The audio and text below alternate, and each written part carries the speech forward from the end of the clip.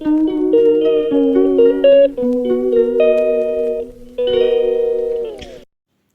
বন্ধুরা, তোমরা সবাই কেমন আছো? তো আশা করি ভালোই আছো, আমিও ভালোই আছি। তো একটা নেমন্তন্ন বাড়ি যাব বলেই রেডি হয়েছি। তো আমি তো একটা নর্মাল জামদানি শাড়ি পরেছি, যেহেতু প্রচণ্ড গরম লাগে, মেঘও করেছে আর মেয়ে ওদিকটায় রেডি হচ্ছে।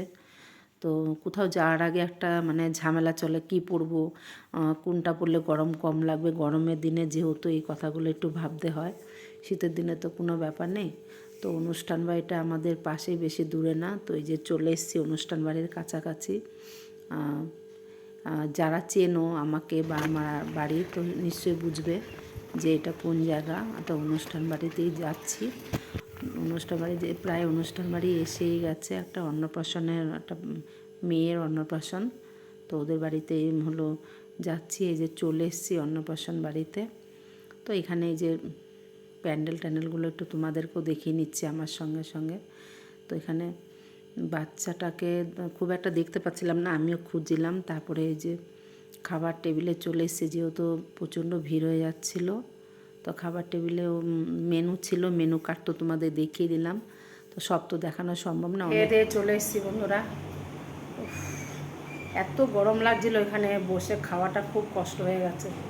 তো ওয়েদারটা খুব সুন্দর হয়ে গেছে, বাইরে প্রচণ্ড ধুলো হচ্ছে, একটুখানি দেখিয়েছি। তো বাইরে এখন যাওয়া যাবে না, মনে হচ্ছে ঝড় বৃষ্টি একটা কিছু একটা হবে। এই দেখো মা তালের বড়া পাঠিয়েছে, তালের বড়ার সাথে আর এই যে এগুলো কলা পাতায় দিয়ে করে। কারা কারা খেতে ভালোবাসে এরকম। তো আমার খুব ভালো লাগে। বড়াটা খেলে একটু অ্যাসিডিটি হয়, এটা খেলে এতটা না, যেহেতু এটার মধ্যে চালের গুঁড়ি আছে। তো এই বছরের প্রথম খাবো। এই যে তালের যে দেখালাম একটু আগে কলার মধ্যে, ওইটা এরকম হয়। অনেকে হয়তো খাও, অনেকে খেয়েছো। এবার আমরা এরকম করে খেতে ভালোবাসি। আর আমার মা এটা আমাদের বানানো শিখিয়েছিল, আমরাও করি। একটু ঝামেলা হয় আর কি, একটু বেশি।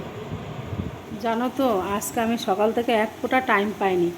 এই এখন বাজে 4:30, এখন একটু জাস্ট আসলাম একটু রেস্ট নিতে, 10-15 মিনিট রেস্ট নেব। মেয়ে পড়তে গেছে, চলে আসার টাইম হয়ে গেছে।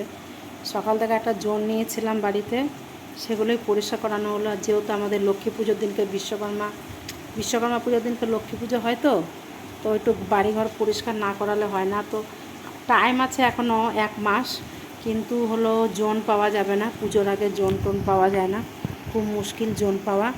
তো ভাবলাম যে একটু পরিষ্কার করিয়ে নিই, তারপরে প্রয়োজন হলে আর একবার পুজো করাবো। তারপরে 13 তারিখ থেকে মেয়ের পরীক্ষা শুরু হয়ে যাবে। তো তখনও টাইম পাবো না। তারপরে হলো এবার জানি না কেনাকাটি হবে কি না। যদি কেনাকাটি হয় তো অবশ্যই আমি শেয়ার তো করবই, আর না করতে পারলে তো কোথার থেকে করব। তো এখনও কিছু বলতে পারছি না যে বছর কী হবে, আমার মেয়েকে আমি জামা কাপড় দিতে পারবো কিনা, আমি সেটা নিজেও বলতে পারছি না কী করব। বিকালবেলা এক বাড়িতে একটু যাওয়ার জন্য বলেছিল মনসা পুজোর প্রসাদ খেতে। তো গিয়ে দেখি পুজো সম্পূর্ণ হয়নি, আরতি হচ্ছে।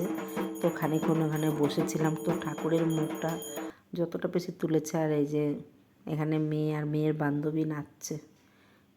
শিক্ষক দিবসে অনুষ্ঠান আছে ম্যামের বাড়িতে, তো একটু প্র্যাকটিস করছে। আর বান্ধবীটা আমাদের বাড়িতে প্রথমবারই এসছে। তাই বললাম ঠিক আছে একটুখানি ক্লিপ তুলে তোমাদেরকেও একটু দেখো। রাখি পূর্ণিমা, তো আমার ভাই এসছে, আর এই যে ভাইপো, এরা সব ভাইপো 3টে। আর ভাই এই আমার মেয়ে, এদেরকে রাখি বেঁধেছে। আর আমি ভাই তো এখানে থাকে না, তো এই বছর বহু বছর পরে ওকে এই বছর পেলাম। হ্যালো বন্ধুরা, তো ভিডিওটা তো শেষ করা হয়নি, ভিডিওটা শেষ করতে হবে। তো পুরো ভিডিওটা তোমরা দেখো, ভালো লাগলে কমেন্ট করো, শেয়ার করো। আর নতুন বন্ধু হয়ে থাকলে আমার চ্যানেলটিকে প্লিজ সাবস্ক্রাইব করে দিও। তো টাটা, বাই বাই। নেক্সট ভিডিওতে আবার দেখা হচ্ছে। Bye bye.